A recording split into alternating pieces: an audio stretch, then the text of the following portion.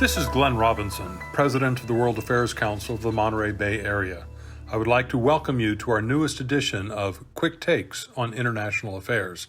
Please enjoy this talk and do consider joining the World Affairs Council. Hello, my name is Bill Taylor.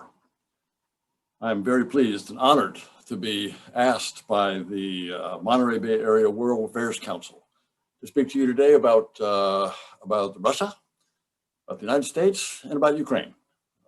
I'm very eager to have this conversation, and I look forward to having further engagements. Let me give you my main message. The military calls this the bottom line up front.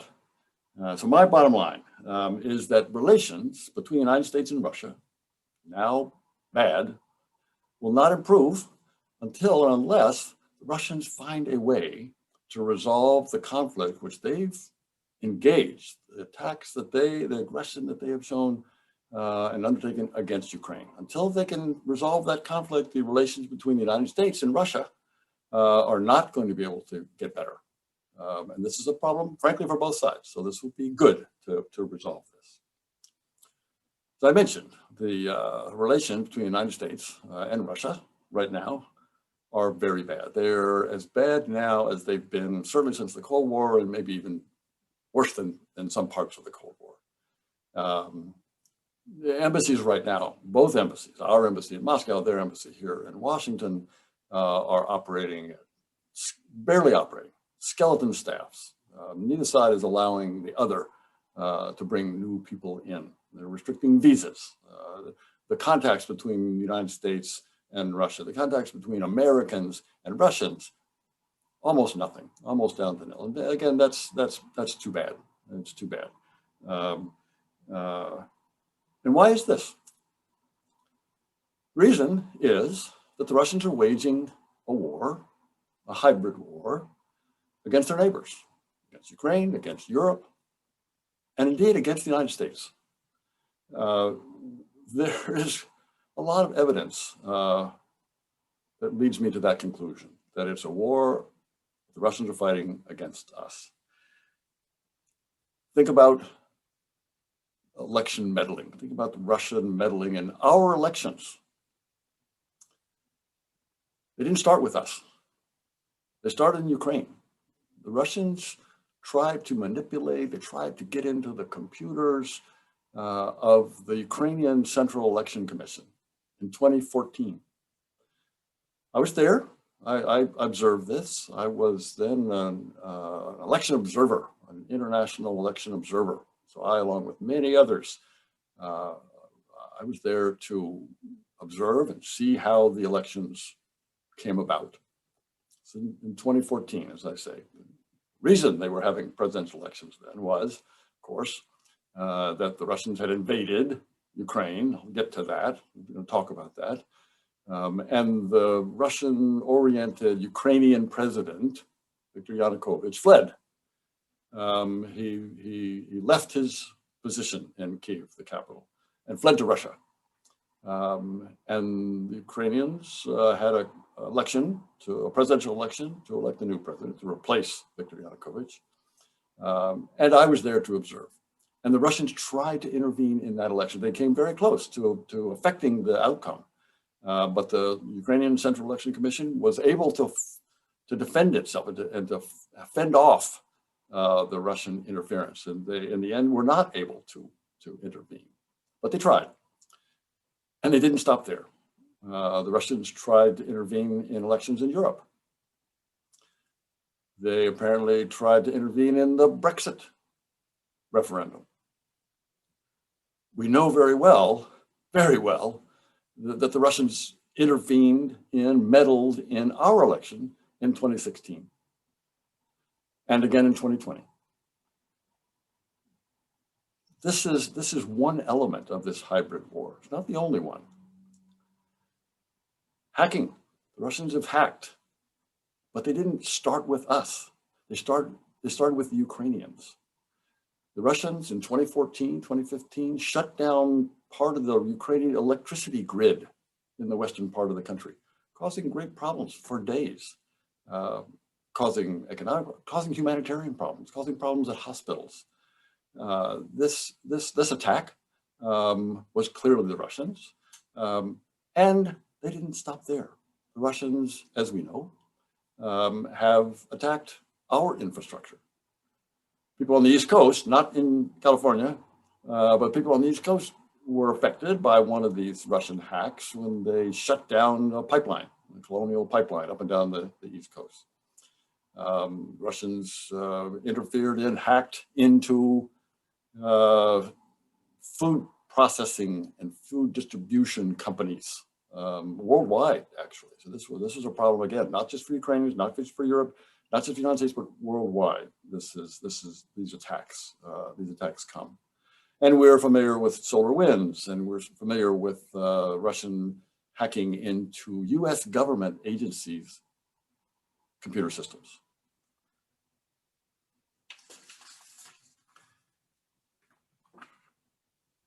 So the Russians are clearly responsible for these attacks.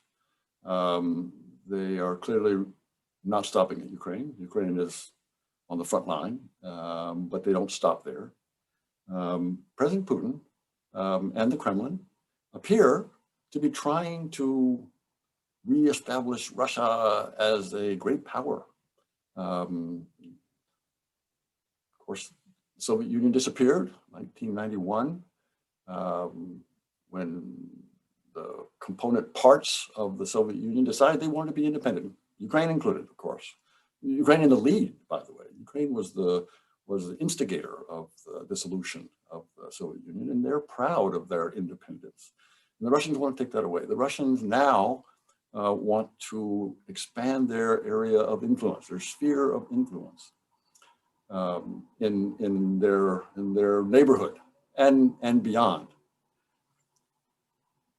Russian czars and Soviet leaders in the past have had the same ambitions, to gather the lands. I'm going to try to show you this map to orient you and give you a sense of this gathering of lands.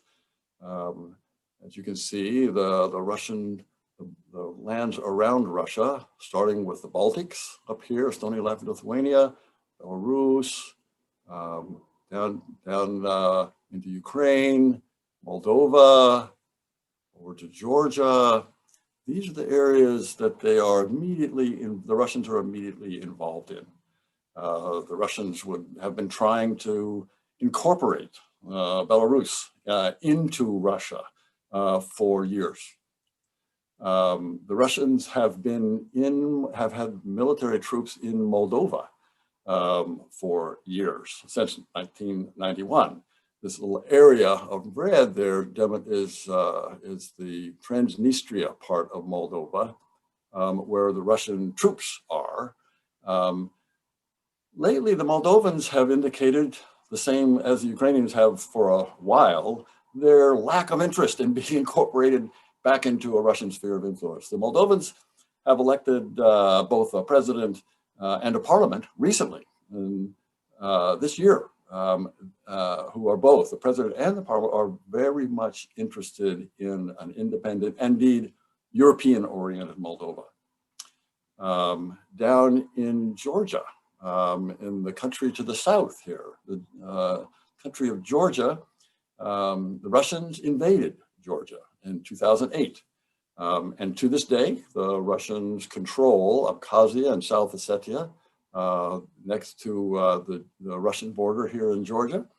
And indeed, the Russian forces gradually encroach on the borders of Georgia, taking more and more territory every year. Which brings us to our topic today of Ukraine. So the Ukrainians have tried to establish themselves as an independent European country since independence, as I mentioned, in 1991. They were very concerned at the Russian moves into Georgia in 2008.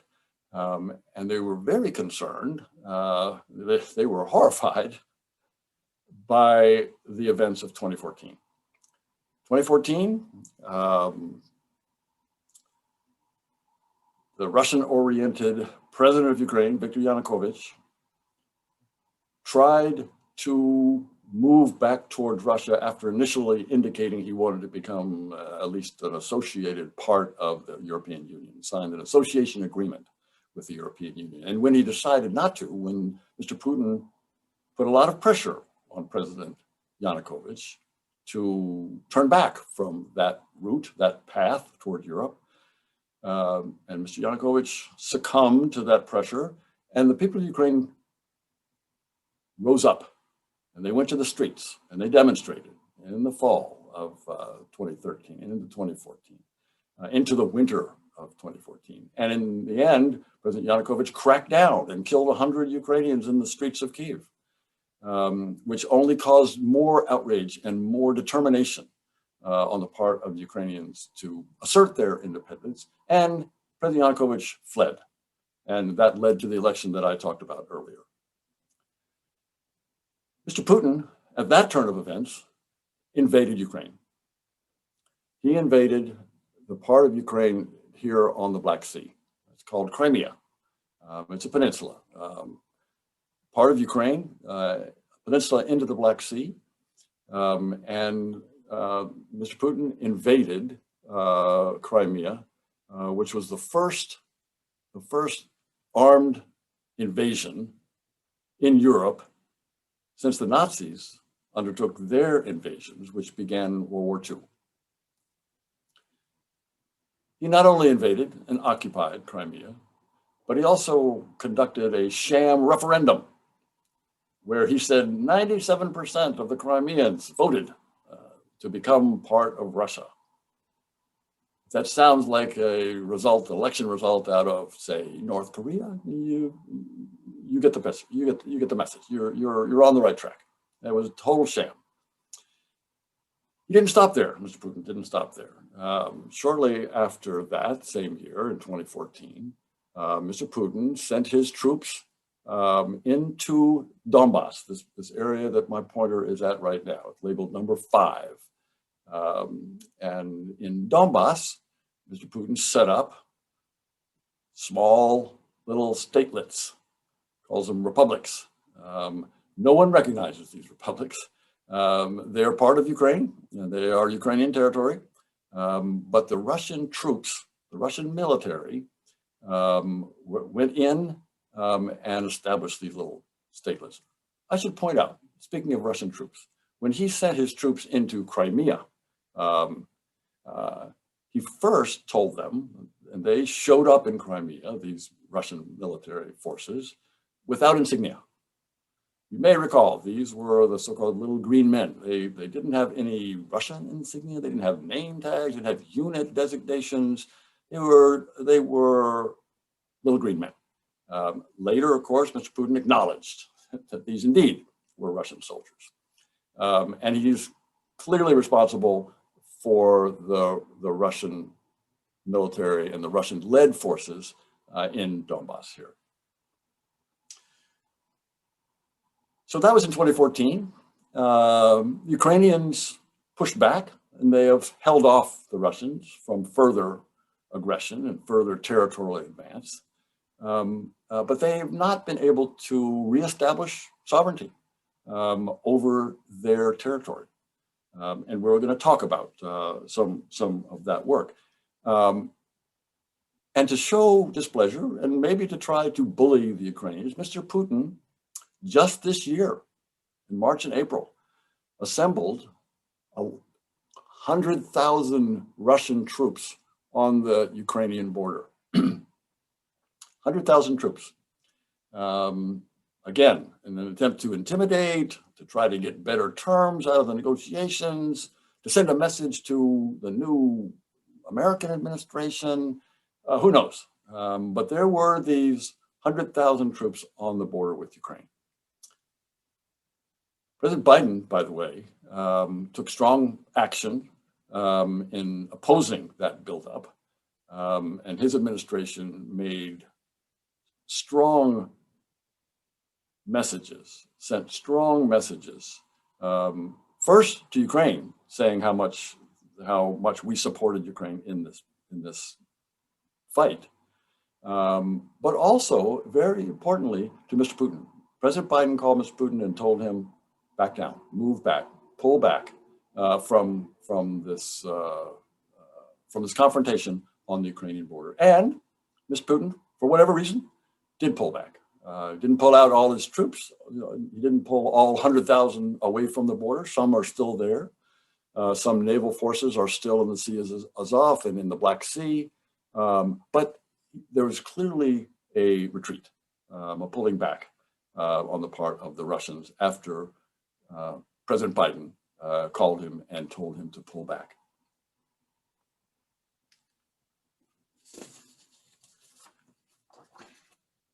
That's the situation that Europe faces, that Ukraine faces. It's aggression from Russia.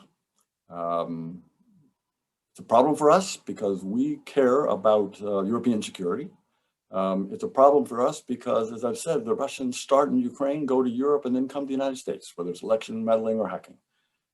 These are acts of aggression that we need to counter. And until we solve the problem in Ukraine, until the Russians solve their problem in Donbass and in Crimea, there's not going to be security in Europe. So this is important for us. Now in Ukraine, there have been elections since they've been independent, and these elections have been pretty good. Have been very good. I mentioned election observers have always indicated that these elections have been free and fair. They've had problems. They had to rerun an election in 2004 that was almost stolen, but the Supreme Court stepped in, and the people in Ukraine stepped in and demanded a rerun of the election, and that happened. But by and large, they've been free and fair. And the most recent one was in 2019, when the Ukrainian people elected President Zelensky, Volodymyr Zelensky, as their new president. President Zelensky has tried to negotiate with President Putin over Donbass and over Crimea. So these two areas still controlled by the Russians, and President Zelensky ran on two major planks in his platform and his election campaign. The first was to end the war on Ukrainian terms, which means the Russians leaving Donbass and Crimea. The second plank, of course, was reform, was economic reform, judicial reform, which has been an issue for every Ukrainian president. It's certainly an issue for President Zelensky and probably will be for his successor. President Zelensky has had some success initially in these negotiations with President Putin. There were prisoner releases that President Zelensky negotiated, brought Ukrainian sailors home. I was in Kyiv in 2019 when this happened. Ukrainians were ecstatic that their sailors have been brought back. So President Zelensky made some initial efforts and took some initial steps and had some initial success. However, President Putin has not been willing to end the war. President Putin maintains his Russian-led forces in Donbass and in Crimea. There have been negotiations helped by the Germans and the French between the Russians and Ukrainians, and they haven't gotten very far. They haven't gotten very far at all. In fact, they're at a dead end. So President Zelensky has looked for ways to fulfill his campaign promise and try to end that war on his terms. And he's asked a couple of times, actually, the Americans to step in and join the negotiations to see if the addition of the American clout in these negotiations would break the stalemate. And so he's been interested in that for some time. And that brings us to the situation we have now in the United States, where President Biden is putting together his team. His team's not fully in place. The, of course, Secretary of State, Secretary of Defense, Deputy Secretary of State, Under Secretary of State for Policy are in place, but some of the senior officials, some of the key officials in the Russia and Ukraine policy chairs are not yet in place. So we don't really know all of their plans, but we do know that President Zelensky has indeed invited the United States to help out, to join these negotiations that I just talked about on Donbass. Some indication that might be the case. We all remember that President Biden and President Putin got together in June in Geneva. Had one thing that did come out of that was an agreement to talk about stability, strategic stability, nuclear arms control, which is a good thing. Those should be discussed. But they didn't get very far otherwise. They were able to send their 2 ambassadors back. But as I said, the ambassadors went back to embassies that are barely functioning. So there is some indication that there is some engagement. And President Biden mentioned at the press conference following the Geneva summit, there's a possibility that the United States might get involved in this negotiation on Donbass. That would be a major change from recently, and a positive step. So what's next? President Zelensky is finally coming to Washington. Some of you may remember that he had been invited by the previous administration, by the previous president, to come to Washington for a meeting. There were certain conditions placed on that meeting, which President Zelensky was unwilling to fulfill. So that didn't happen last time, but there didn't seem to be, those conditions seem to have gone away. And this administration, the Biden administration, and President Biden himself has invited President Zelensky to visit. And later on this month, on the 30th of August, President Zelensky will get a meeting with President Biden. They'll sit down in the Oval Office and have a good conversation about a range of things. I am sure that what we've been talking about here today, that is the aggression by the Russians against Ukraine, will be a key topic, an important topic of that conversation. And I'm sure President Zelensky will be eager to describe to President Biden his efforts to fulfill that campaign promise, to end the war on his terms. And I imagine President Zelensky will again invite President Biden and the United States to join these negotiations, to try to break that deadlock, to try to get the Russians out of Donbass, out of Ukraine, out of Crimea, so that relations can improve. I imagine that would be an important topic. I'm sure security systems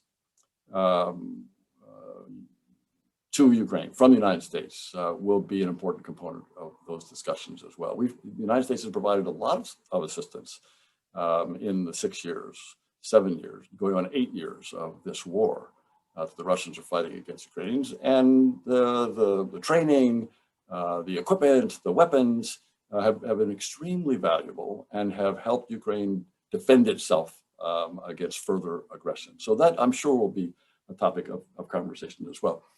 Another topic, I am absolutely sure, will be a very controversial natural gas pipeline, which Russians are trying to build underwater from Russia to Germany. And the United States recently, actually the Biden administration, has elected not to stop that pipeline. They elected not to sanction the companies who are building that pipeline. The pipeline's almost complete, but not complete. And President Biden decided that he wasn't going to sanction those companies. And that's very important and frankly disappointing to the Ukrainians. The Ukrainians were hoping very much that the United States would continue to block that pipeline. And that will be a topic, I'm sure, of this conversation at the end of August. Another piece of the conversation, I'm sure, will be on reform, on economic reform, on judicial reform, on corporate governance. There are a lot of issues that Ukraine has been grappling with for years, as I say. While I was there first time, while I was there the second time, my successors and predecessors have all had this issue of reform and fighting corruption on their agendas. And it will undoubtedly be on the agenda when President Biden and President Zelensky get together. This is important for moving forward, this conversation between our two presidents. Again, I hope the issue of U.S. supporting Ukraine, U.S. joining these negotiations in order to get the Russians out of Ukrainian territory, to reestablish Ukraine as a sovereign country, control over its sovereign territory, territorial integrity is important to us. And I'm hoping that those conversations will be the lead. Because, as I said, and this is again going back to my bottom line, which is until that problem, until the violation of Ukraine's borders, sovereignty, territorial integrity, until that's solved, it's going to be impossible to reestablish normal or more normal relations between the United States and Russia, and between Russia and Ukraine, and Russia and Europe, and Russia and the rest of the world. So this is important for us. It's ultimately important for the Russians, and they should see it that way. So that's my opinion. I wish I could have an opportunity to talk to you directly about this and get your views on this, but this has been a great opportunity for me to talk to you. And again, I want to thank the World Affairs Council for this opportunity. Talk to you later.